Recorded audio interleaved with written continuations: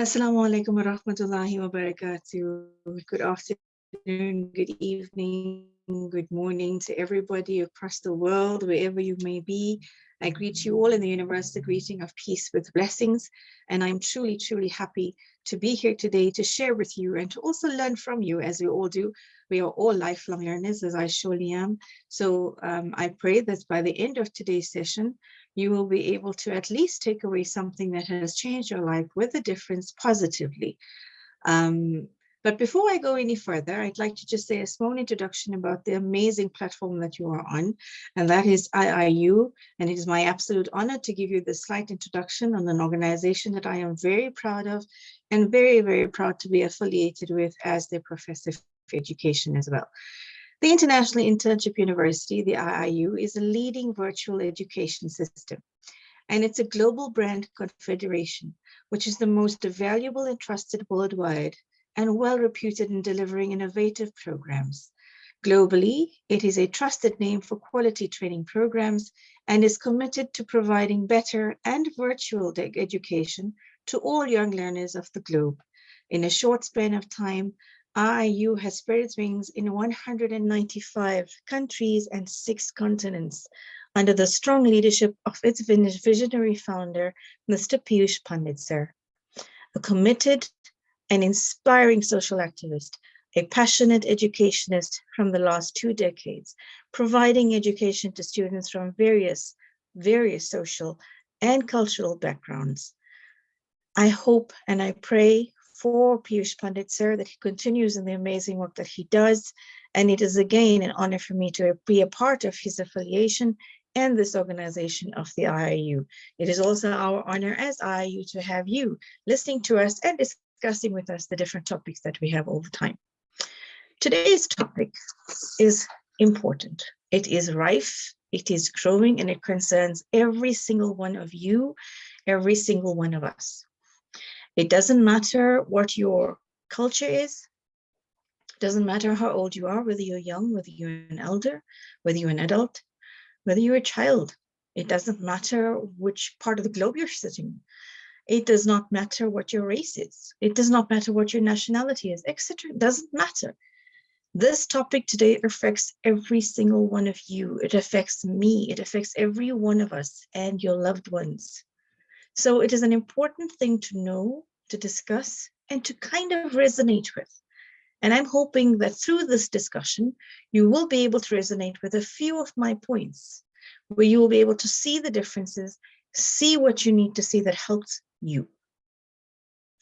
But to get this started, human nature is that each one of us always loves to listen to stories. We do. Even adults love listening to stories about other people, stories about what's happening, whether it's around the world, etc., etc. So I'm going to start off by giving you a small story, because today's topic is called Your Mind and Your Body, and it's about personal development. So to understand this, you need to know that there is a link between the mind and the body.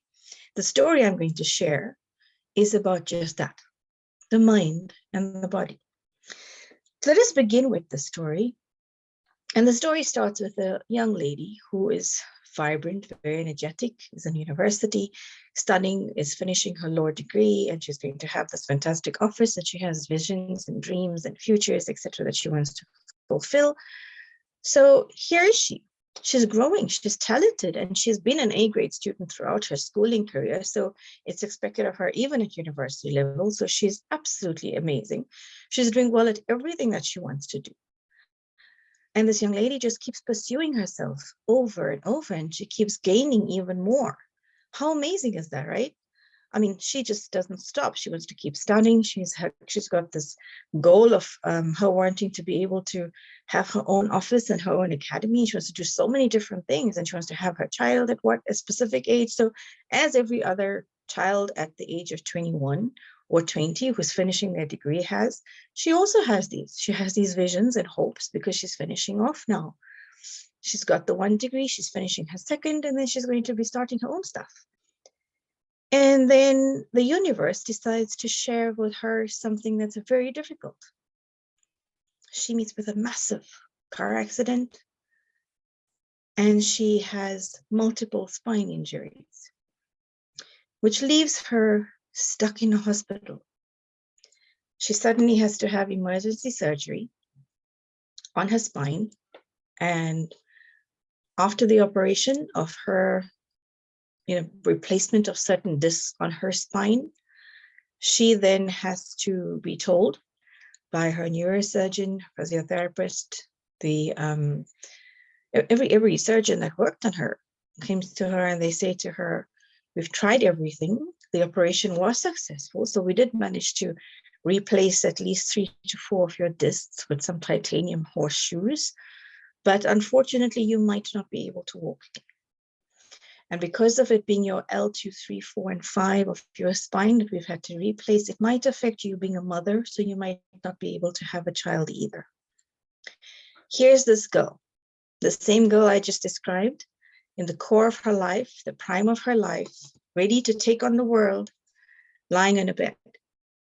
Now suddenly being told she's going to be this paralyzed somebody, not going to be able to fulfill that dream, not going to be able to fulfill the vision, now also not going to be able to have the child she was hoping to have. She's not going to be able to walk into her office like she wanted to, she dreamt she would. She's not going to be able to design and fill in whatever she feels like in her office space, like she was always dreaming she would. And she lay there in this hospital in high care, and she thinks to herself, is this what's going to be my life now? I'm going to just lie on a bed for the rest of my life, and the only thing working for me is going to be my head, my mind. My arms are weak. I can't really use them, but they slowly there. But from my hip down, I feel nothing. But is this going to be me? Am I going to have somebody have to look after me like this in this state for the rest of my life? What happens to me? And she just lay there. And as much as her body has got this, she also goes into this depression mode. The levels of anxiety are huge. And in that depressive stage, she starts to feel overwhelmed. She starts to feel like, I don't want to be here. That vibrant, energetic somebody who is looking forward to the rest of her life is suddenly lying there and feeling she wishes life would just disappear. She cannot picture herself in a living state like that. And it takes weeks. Those weeks turn into months, and she still doesn't feel much. Eventually, there comes a point where the only thing working for her is her mind. So she replays and rewinds and replays sessions in her life, moments in her life, what was giving her happy moments, what were her troubled moments, what were her sad moments, etc. And then she starts to think to herself, just hold on. In the past year of her life, just before this happened, where she had to go for this spine operation and the spine gave up, etc., she realizes that she kind of moved away from her normal being. She became a rebel, so to speak. So she wasn't being the A-grade child. She wasn't being the child who was always so good. She started to do a little bit of stuff that was not very nice, not very kosher, not actually part of her character either. And every time she did something that was wrong, she would get this feeling of she either had a headache or her body would be sore, but she'd ignore it and she'd pursue the wrong that she was busy with. And somehow maybe she felt as she was lying there on the bed that maybe this is the universe that's just punishing her because she was doing wrong in certain ways and yet trying to be good in other ways. And so she resorted to like, oh my God, have I been so bad? No, of course not. Everyone wants to explore at some age. Everyone wants to be exploring the world and exploring a side of them they don't know.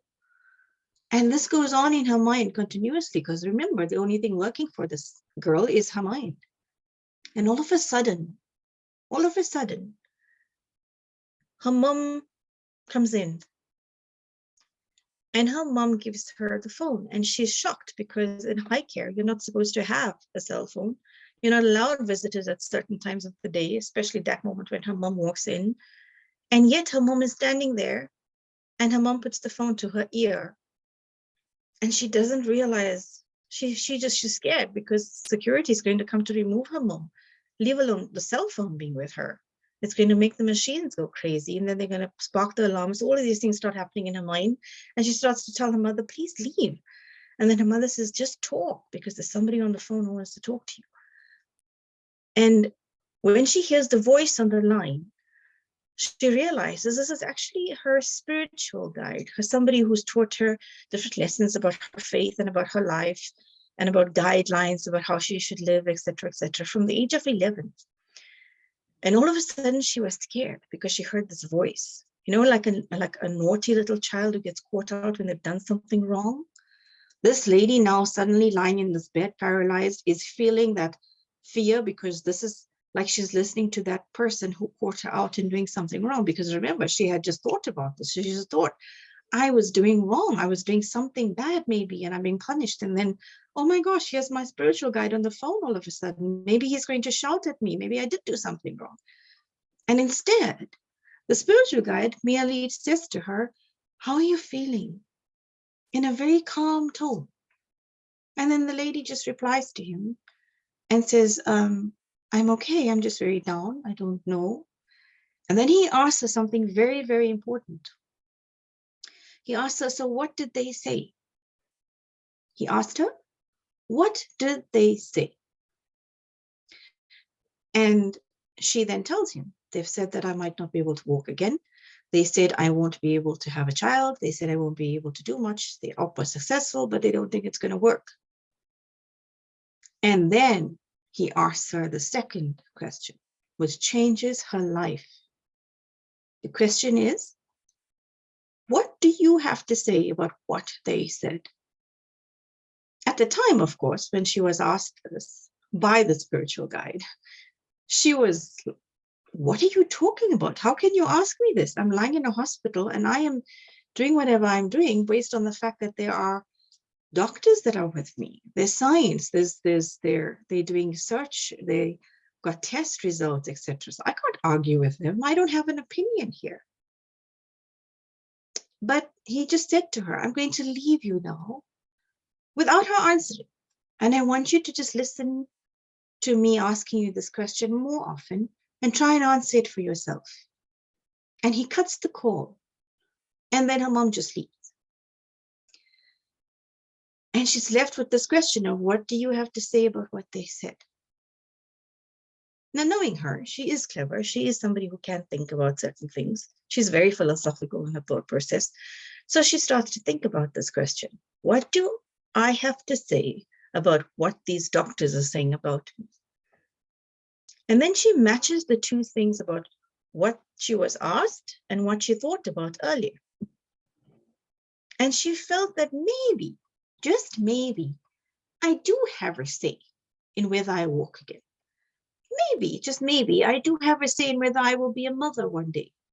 I do have a say into whether this is going to work for me or not. Maybe I can make a change here somehow. I don't know how yet, but maybe I can. That's what she started to think about. And then she realizes small little things that she did that were wrong. She starts to think about these things, and it starts to come to her like a flow. How she got to this point in the past couple of months. How did I get to this bed? How did I get to the point of where I'm now lying here as a cripple? And then she starts to wonder, am I not lying here because I ignored my messages?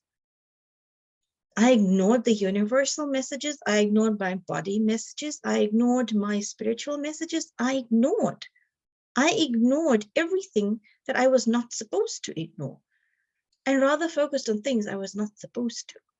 Maybe if I take back control of these things, I can actually try to take back control of my body and being. Seems very far-fetched. But as soon as she made the intention,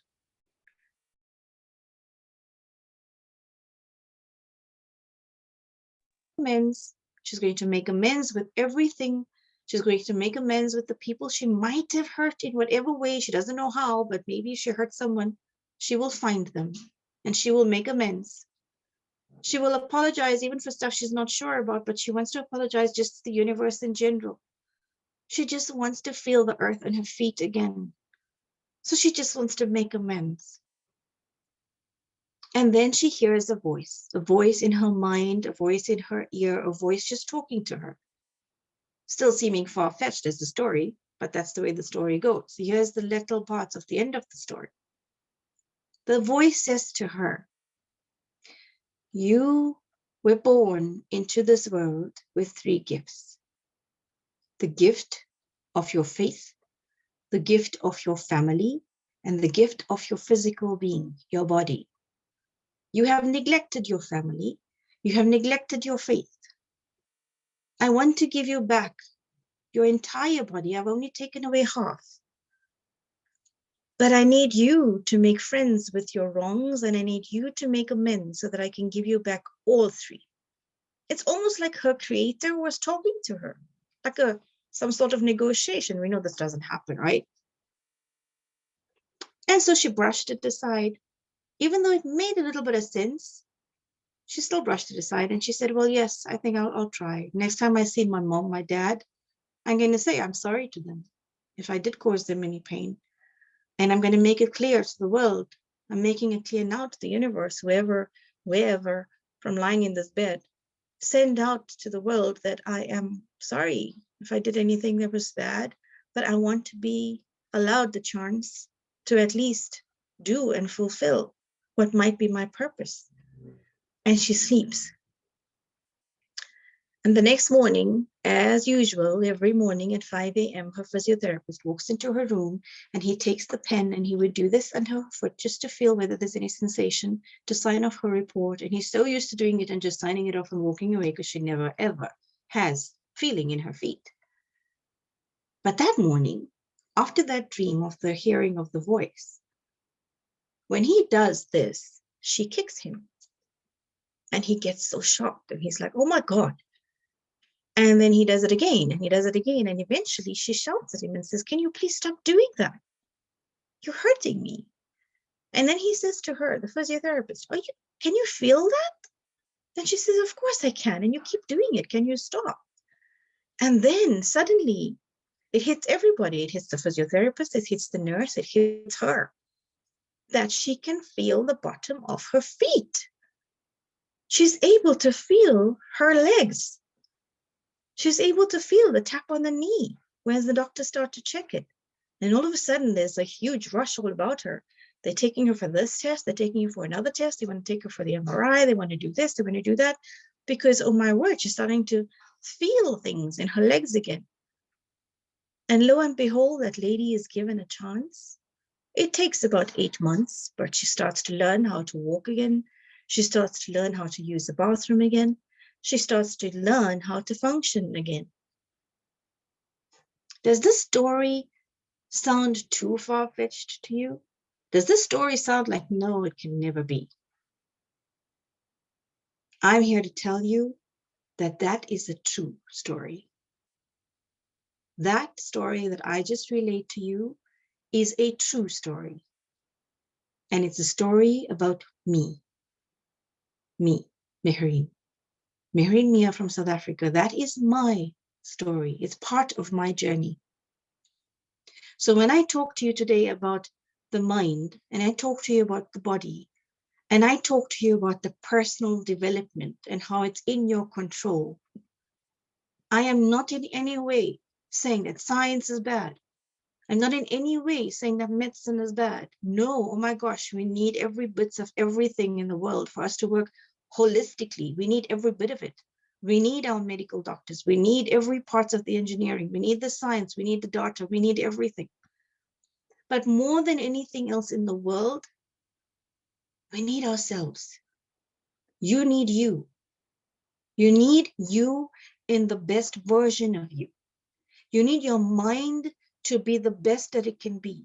Your body needs to be the best that it can be, equipped with the most healthy things.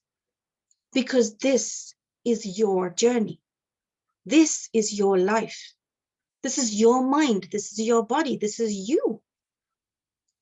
And you have control over certain things in your life that only you can be controlled by and with.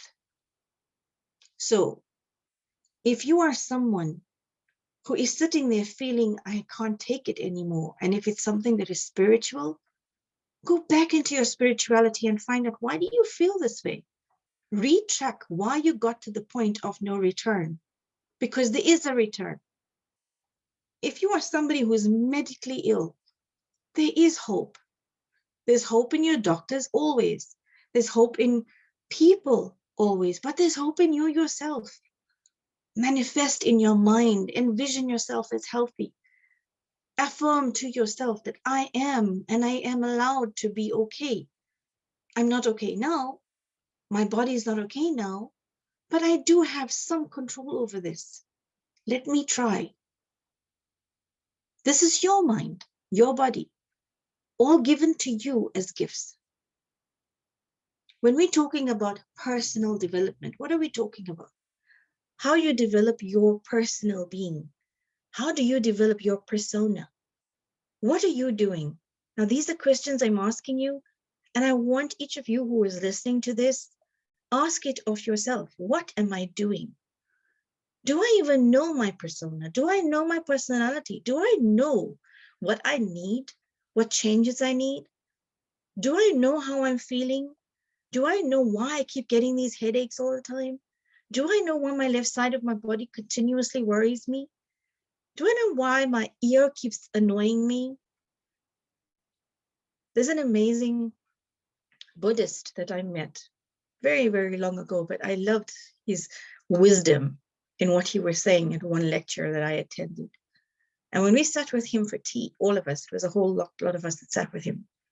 I remember that he once said to us, he said, sometimes your ear continuously pains or irritates you because you're hearing something, but you are not listening to the message. Your eyes will continuously worry you because you are looking at something, but you are not seeing what you're supposed to see. Your tummy is going to continuously worry you. That's because you can't stomach something that is actually going on around you or with you. But each of those things is still in your control, correct? That's what I'm getting at today. Your mind, your body, your control for your personal development. There's a beautiful article that I saw. It was in a little article pamphlet that was somewhere where I was sitting and waiting to meet somebody at a meeting. And I want to just read something that was in that extract from there. I'm sorry, I don't have the actual details at the top of this, but it was just a piece of paper that was lying there, so I picked it up. And I'd love to share it with you. So it's not my own words that I'm reading to you. I'm quoting from a page that I found. And it says that a healthy lifestyle is a way of living which is a complete state of mind, social, and physical well-being. This will reduce the risk of getting sick or even dying early sometimes. A healthy lifestyle enables you to balance things, enhance your appearance, and make the right choices in life. Therefore, live a healthy life to enjoy the benefits of a healthy lifestyle. How beautiful is that, unquote? How beautiful is that? That is exactly almost my mirror image of my life so far. Really, to be able to live the benefits of the healthy lifestyle and enjoy being me today. Today, mind you, in the story, remember I said to you that I couldn't walk. I said that I would never be able to have a child. I'd never be able to do anything. I walk today. Today, I'm a proud mother of a beautiful little girl. I defied many, many odds that were stacked up against me so many times, it's hard to even count sometimes.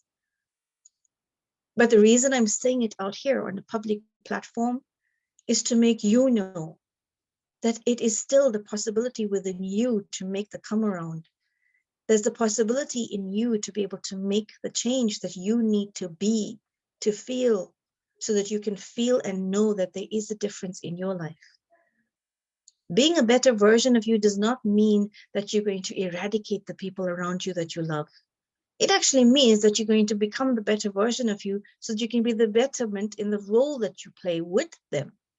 Whether you're a mother, whether you're the sister, whether you're whatever your role is, your employee or the employer, whatever it is.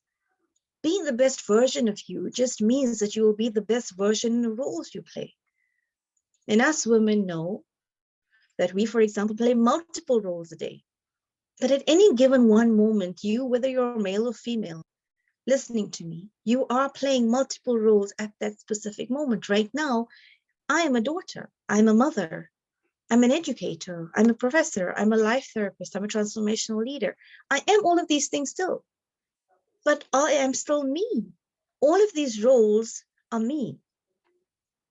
It's still my role to play. And being the best version of me allows me to play each of those roles so beautifully by God's wisdom and God's grace alone. So take back control. Take back the control of you. You do not have to lie in a bed paralyzed and wait for the world to end. You do have the capability to be able to take back the control, to say to yourself, I can take the first step. I can take the first step right now towards a better life for myself. I want to learn more about my mind. I want to learn more about my body. I want to learn more about the link between my mind and my body. How does that actually make the change for me? Find out. Go to learn more. Learning more, educate yourself more, get to know yourself even better. Become more aware of certain things about you. And that awareness is going to create the change that you wish to see, you need to be, and it will help you and help those around you, because you will become then the catalyst effect for the positiveness around you too. I must just say this. When we talk about the mind, many of the times we have this picture of just this brain that has thought processes running through it. Your mind is very, very linked to your body, and it's very linked to your emotion. It's very linked to your spirituality.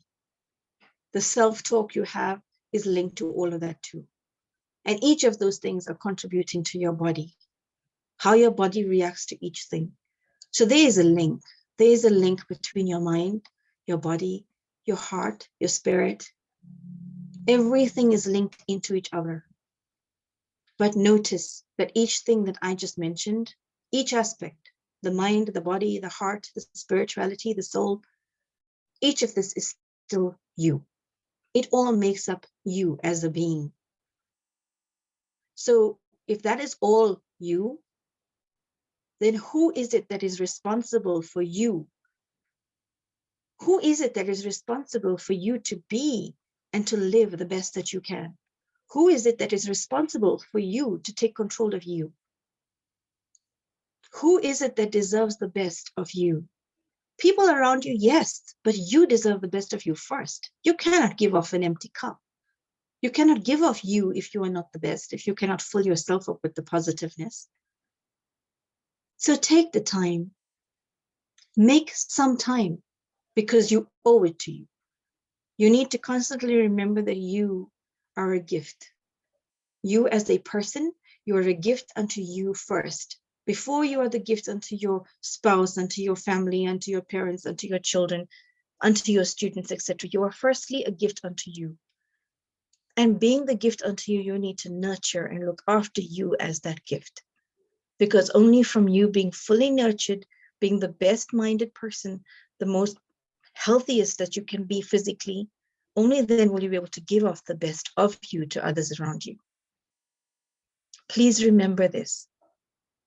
Remember the story I spoke of today, and let that story be your little bit of inspiration, and that's what I pray for. I pray that today's session leaves you with something that is able to be recognized with, something that you can resonate with, something that you can take away from today's session where you'll be able to say, oh my gosh, she actually walks today. It is a true story. She's able to do these things. And I wanted to motivate you to know that you can do things too. Even if you are in a state where you feel helpless, even if you are physically feeling helpless, there is hope. As long as there is hope and faith, there is hope. There's faith in yourself. Have faith in you, have faith in life, and have faith in your creator. You were created for massive, beautiful things in this world. It's your journey. So I would like to end by merely saying to you, I'm going to repeat the quote that I spoke of just now. The healthy lifestyle is a way of living. Make this your way of life. Make learning about your mind and your body your way of life now. And it also says here that remember that it's complete state of mind. It's the state of your mind, social and physical wellness. You need to make sure that you become more aware. Become more aware of your mindset. Become more aware of your social life, your social being.